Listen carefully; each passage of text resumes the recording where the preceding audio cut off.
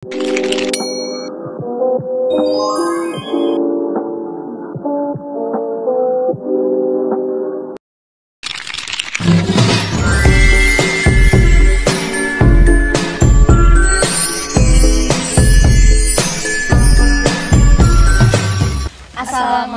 warahmatullahi wabarakatuh.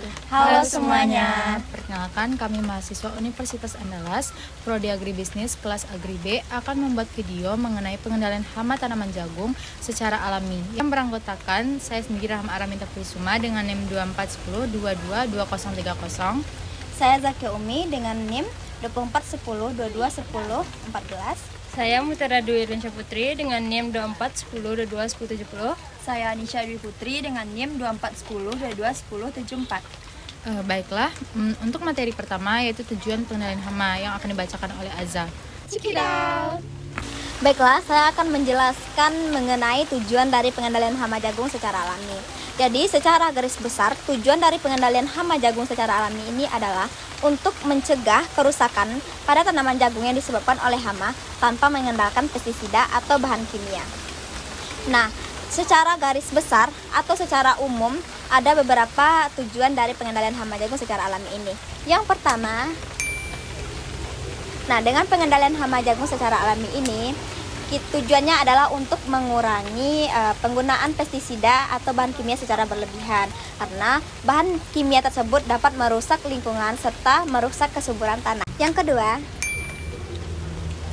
dengan pengendalian hama jagung secara alami ini, kita dapat meningkatkan kesehatan tanaman jagung serta menjaga kualitas atau hasil dari panen jagung kita.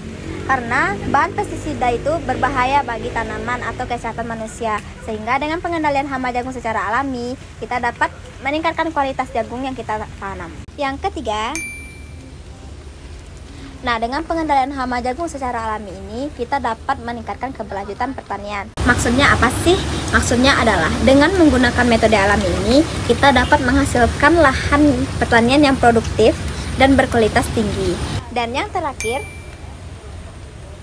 tujuan dari metode alami dalam pengendalian hama jagung ini adalah mengurangi biaya produksi yang berlebihan.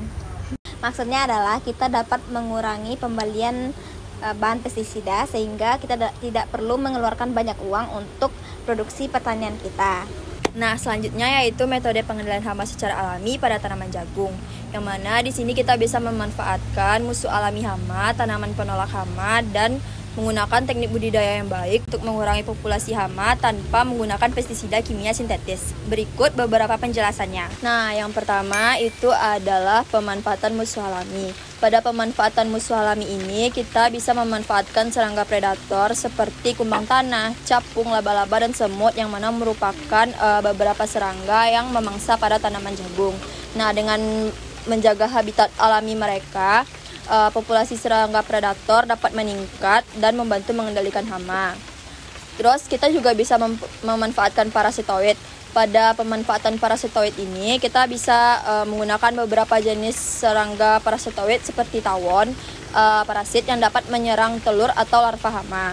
Dan yang terakhir itu ada patogen. Pada patogen ini, kita juga bisa memanfaatkan beberapa jenis jamur dan bakteri yang dapat menginfeksi dan membunuh hama tanaman jagung. Yang kedua itu adalah tanaman penolak hama.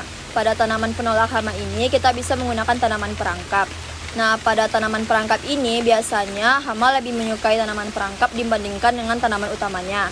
Jadi dengan menanam tanaman perangkap di sekitar tanaman utama kita yaitu jagung, ini bisa hama tentu saja akan lebih tertarik pada tanaman utama dan dapat mengurangi serangan pada tanaman jagung. Yang ketiga yaitu penanaman serempak. Dengan melakukan penanaman jagung secara serempak pada satu area, ini dapat mengurangi populasi hama dikarenakan jika kita melakukan penanaman serempak, hama akan lebih sulit untuk menemukan inang. Dan yang terakhir yaitu pemilihan varietas tahan. Dengan memilih varietas jagung yang tahan terhadap hama tertentu, tentu saja ini dapat mengurangi resiko serangan hama.